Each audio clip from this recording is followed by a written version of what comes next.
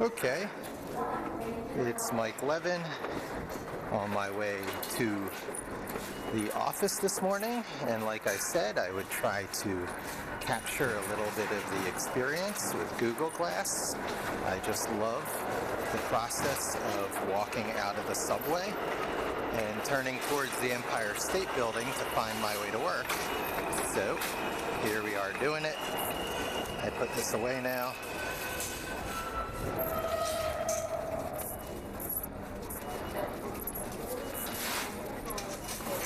And this is mostly for just documenting the walk, given that people watch this stuff.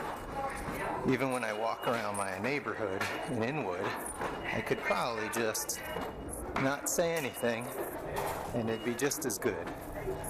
But I guess I'll think of something to talk about. Whoa, that's bright.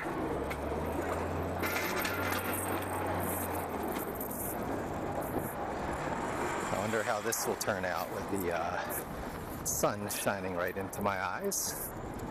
But there you can see the Empire State Building. Maybe, if the sun doesn't wash it out. And so, my most urgent thing right now is getting Pipulate into daily use at the office.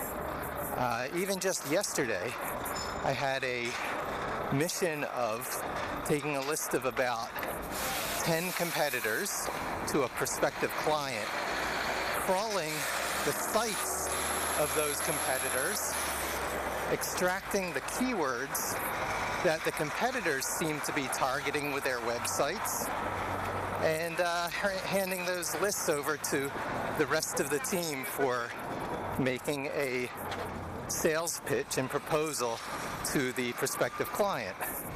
And it's almost like the level of work you would do after we've been engaged. But the idea is that that kind of stuff is just so easy to us with our tools that we can do that as a matter of, hi, how you doing? And wait till you see what we can do if you hire us. And so I use my old tools for that. And as I'm sort of shying away from writing industrial strength crawlers, I actually used Screaming Frog. But then I exported all the data from Screaming Frog into an older version of my tools, and I extracted the keywords on a page-by-page basis by looking across all the high-influence SEO elements like title tag, H1s, H2s, meta descriptions, and I looked for the longest string of text, the longest complete word strings of text that was in common between two or more of the elements with descending list of priority starting with title tag.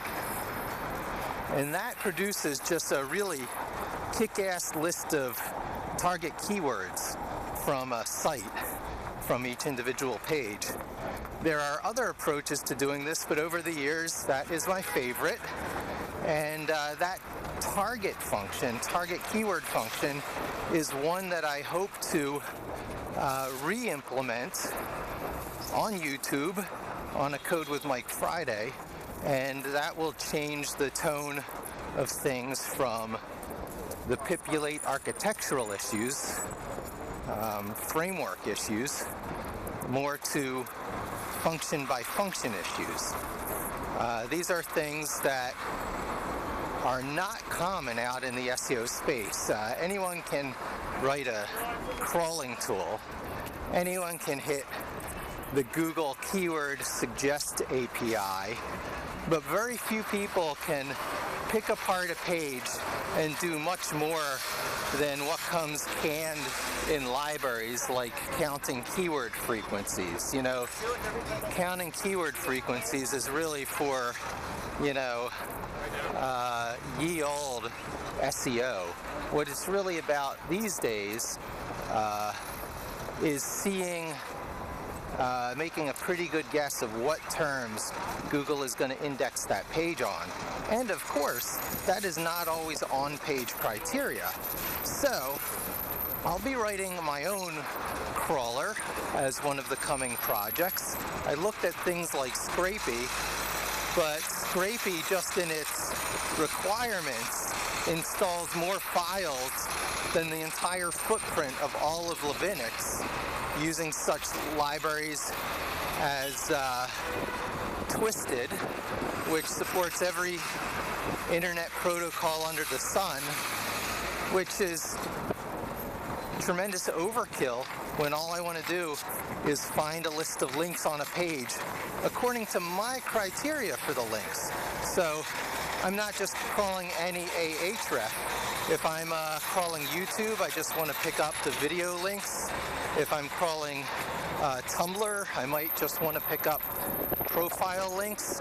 And there will be a whole library of types of crawls that can be done to pull back just the type of, I guess you have to start thinking of them as data types, data objects that you want during the crawl.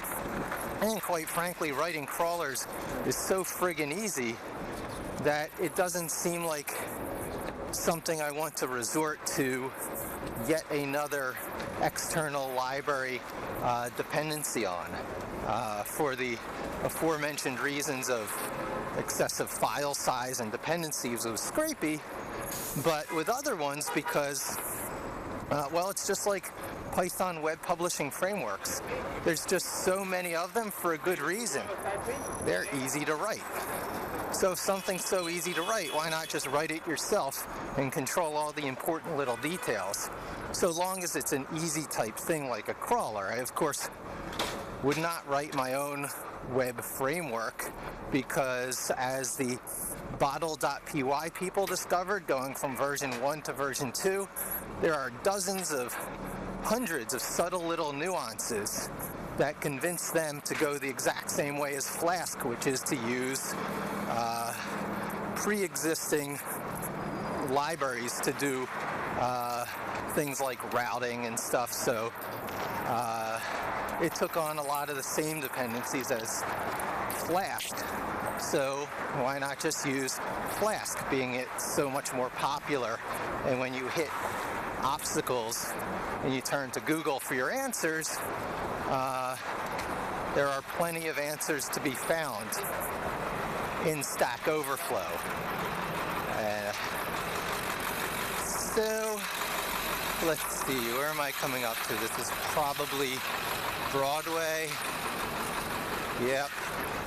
I'm about halfway to work.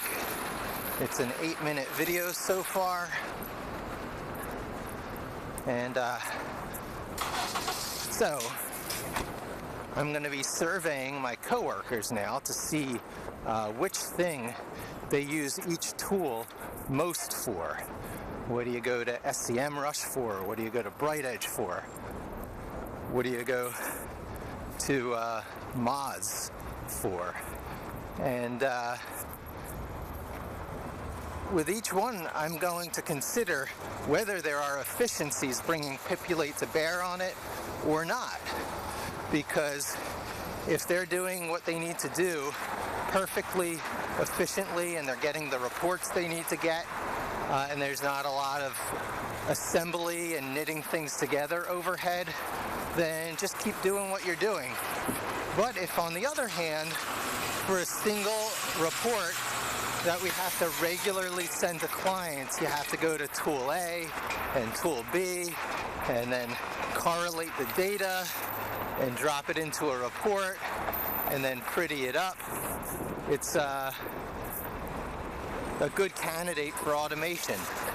Even if I'm not pulling the data directly from its source myself, in many cases I can pull the data through the APIs of these tools. Oh, I forgot to mention Majestic.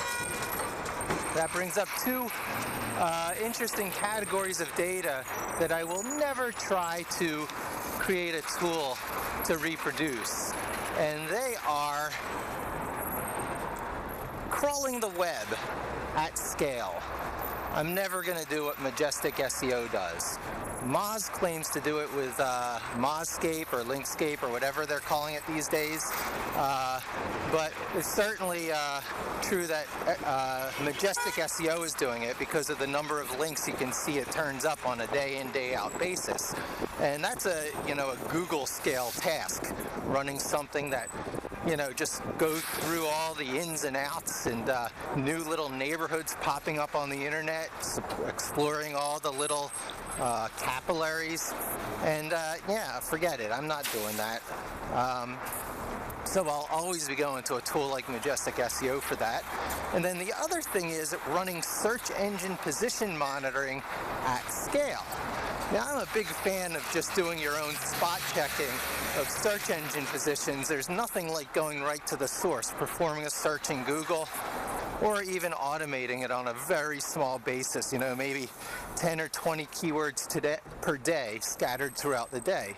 But to do anything like what BrightEdge is doing with DataCube, tens of thousands, perhaps hundreds of thousands of keywords every day from multiple locations to deal with geography issues, yeah, not doing that either.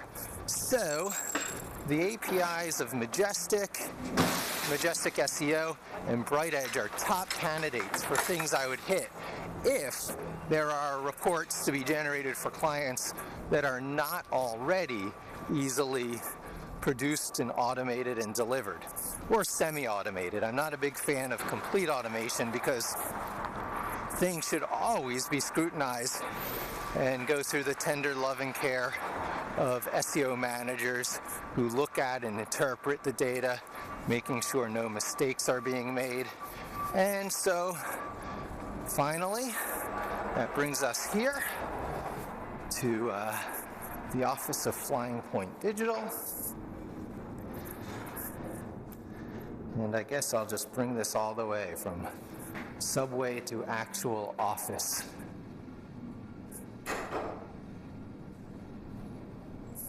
It's a pretty good place to work. I guess you call it the Fabric District, or at least part of what I walked through was the Fabric District. And I have these wonderful choices of routes to get to work. You saw me take what is probably the most direct route, 36th Street, or 34th Street.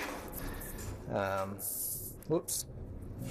That's what I get for being distracted.